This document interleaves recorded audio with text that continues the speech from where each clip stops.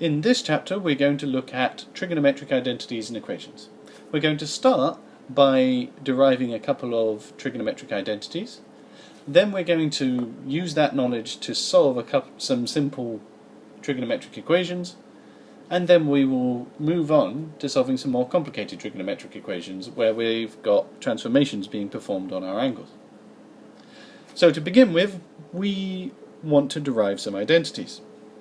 So if we think about how we defined the trigonometric ratios back in chapter 8,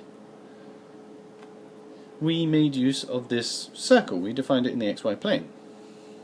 So we had a point P with coordinates x and y, and we had a radius of r, and then we could see what our angle was. We could see that sine theta was y over r, we could see that cos theta was x over r, and we could see that tan theta was y over x. So our first question is, how can we express tan theta in terms of sine and cos? Well, if we start with our definition of tan, we have that it's equal to y over x. We then multiply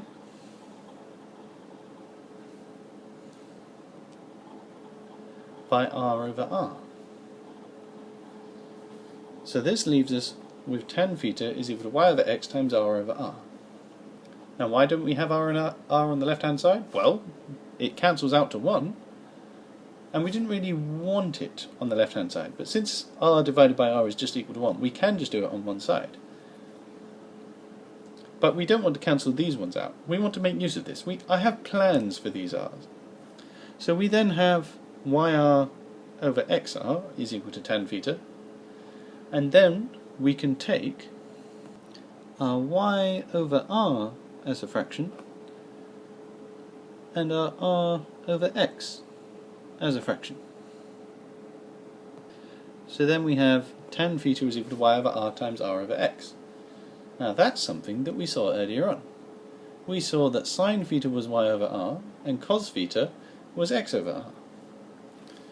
So now we have that tan theta is equal to sine theta times 1 over cos theta, and then we have that tan is identically equal to sine theta over cos theta. Tan theta is equivalent to sine theta over cos theta. This is true for all values of theta. For any angle, we have that this is the case, as long as these angles are the same.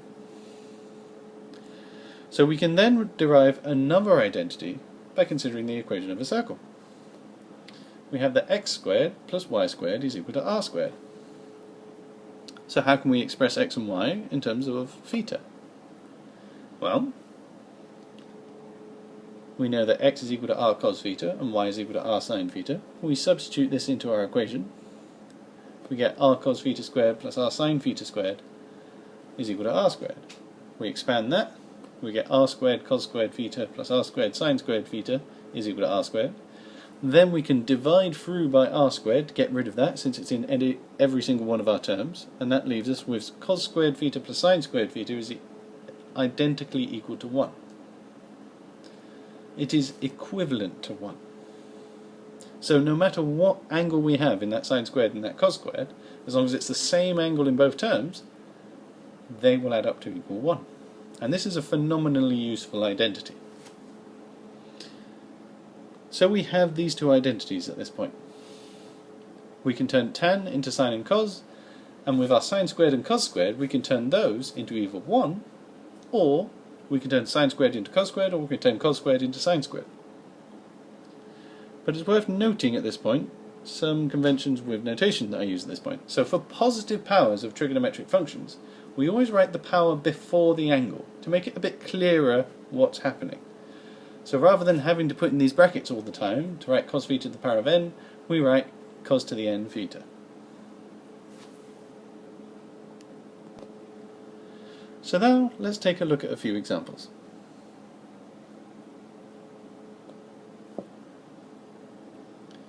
If we drag our identities down so we can reference them,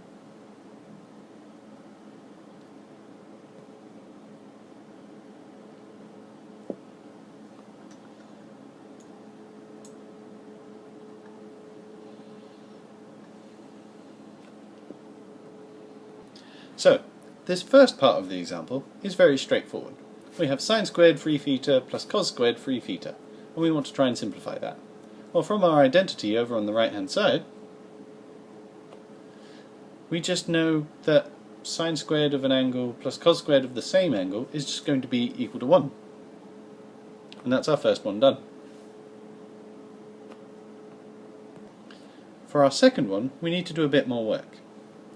So we can factorize this to 5 1 minus sine squared theta, and then we know from our identity on the right hand side, we can see that we've got 1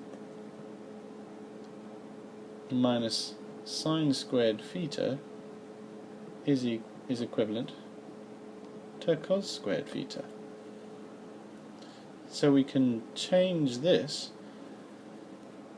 into 5 times cos squared theta. And then we're done. For part C, there's a little more work again. We have sine 2 theta over root 1 minus sine squared 2 theta.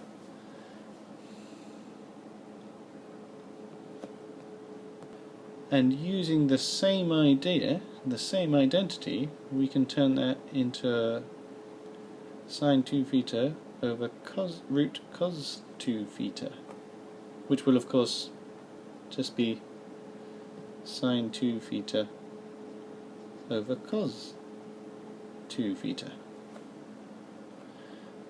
So now we can make use of our other identity, and we can turn this into tan 2 theta.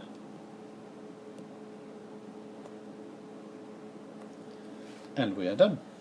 So these are fairly simple expressions to simplify using these identities.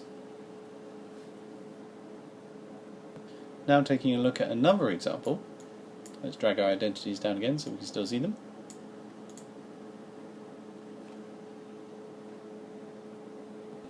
So here we are told the value of cos theta, and we are also told that theta is a reflex angle, and we want to find what sine theta and tan theta will be. Now I won't go into what theta being a reflex angle implies. First let's deal with the equation. So we have that cos theta is equal to negative 3 over 5.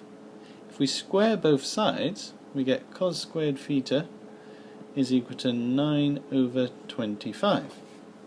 Now one of the hazards of squaring both sides is we introduce extra solutions, but we'll deal with that problem a bit later. So now that we've got cos squared, we can turn that into sine squared theta, or rather 1 minus sine squared theta. We can then rearrange to get 1 minus 9 over 25 is equal to sine squared theta. So that tells us that sine squared theta is equal to 16 over 25. We can now square root both sides.